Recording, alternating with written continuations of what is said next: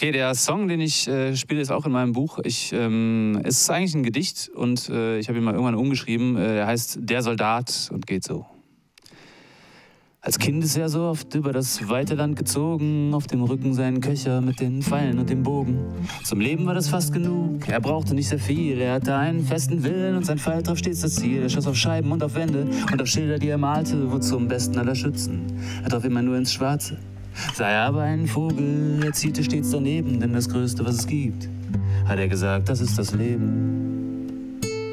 So hielt er es auch später als Soldat beim Militär. Sein Hemd ist nun die Uniform, sein Bogen ein Gewehr. Sie nennen ihn den Schützen, weil dem Krieger auch im Schlaf sein Gewehr zur Seite lag und er stets ins Schwarze traf. Es kam der Tag des Krieges und er zog mit festem Blick vorneweg dem Feind entgegen, ohne Angst vor dem Geschick. Kugeln streiften seinen Körper, rissen Wunden in sein Fleisch. Aber sein Feind, dann schoss er immer nur vorbei, zielte auf den Schlamm der Erde und die Wolken überm Regen. Denn das Größte, was es gibt, hat er gesagt, ist das Leben.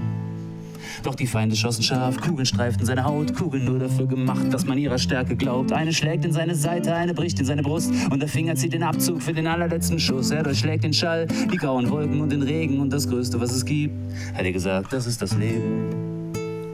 Und so steht in seiner Stadt auf dem Friedhof nun im Reim ein Vers für den Soldaten, eingemeißelt in den Stein. Auch wenn eine Kugel dieses Kämpferherz zerbricht, den Soldaten kann man töten. Die Idee erschießt man nicht, nein, nein, nein. Die Idee erschießt man nicht, da, da, da, da, da. Auch wenn eine Kugel dieses Kämpferherz zerbricht, den Soldaten kann man töten. Die Idee erschießt man nicht. Yeah. Vielen Dank. Das machen wir natürlich für online nochmal fertig und dann wird das ganze Ding nochmal ausgespielt. Schön. Sehr schön, das war's. Wir sind schon seit 2 Minuten runter. Ja, habe ich mir schon gedacht. Aber gut, dass wir noch weitergehen.